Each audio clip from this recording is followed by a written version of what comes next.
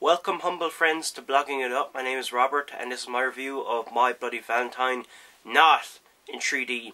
We have two theatres here, one of which didn't play the movie and the other didn't have it in 3D.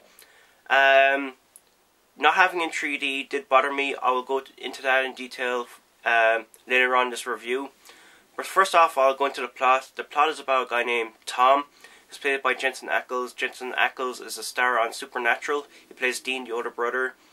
Tom is inexperienced. He causes an accident in the mines and he kills all his fellow workers, and one survives, and I think it's a guy called Harry. I could be wrong. Let's just call him Harry for the sake of it. So Harry survives, but he's in a coma. He wakes up on Valentine's Day, goes crazy, rips people's hearts out, just causes a big massacre. He gets shot down by the cops and is presumed dead.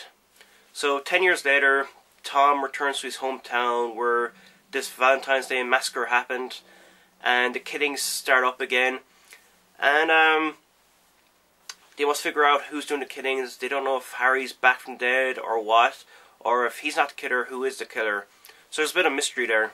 The one thing I applaud this movie for doing is it doesn't do the whole typical, you know, a character. Well, it does do in the movie, but for most part, the killings come out of nowhere. They're fast and in your face. There is a thrill of killings in this movie. It reminds you of Hatchet. If you haven't seen Hatchet, definitely pick it up. There's just brutal amount of killings and it's done fantastically. They do it again in this movie. The killings are fantastic and it's definitely worth checking out if you just want to see people getting killed. Jensen Ackles did a pretty good job. He wasn't fantastic, but he was able to hold himself up on the big screen. Not many TV actors can do that, just jump from TV, going on the big screen and putting off well, but I think Jensen did a good job. Jamie King also did a good job. My hat goes off to Kerr Smith, who just made me want to punch his character in the face. And when an actor can make you that emotional towards their character, they did a pretty good job in my eyes. And he did a pretty good job of getting me to hate his character straight away.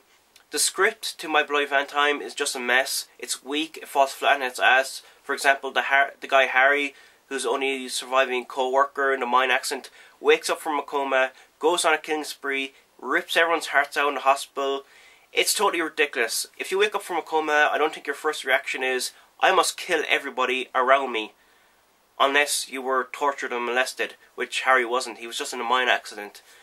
So there's no explanation why he just goes around killing everyone at the start of this movie. Another problem I had with this movie was the fact that it was called My Bloody Valentine. In the original My Bloody Valentine, of course this is a remake, a guy is down the mine shaft, a co-worker goes to a Valentine's Day dance, leads everyone down the mine shaft. Because of this, it causes a gas accident, killing everyone. One guy survives, he's in his mines for a long time, he lives by eating his co-worker's flesh. When he gets out, he's crazy, and that's why he goes on a killing spree. And he explains to the town, if you celebrate Valentine's Day ever again, I'm going to come back and kill once more.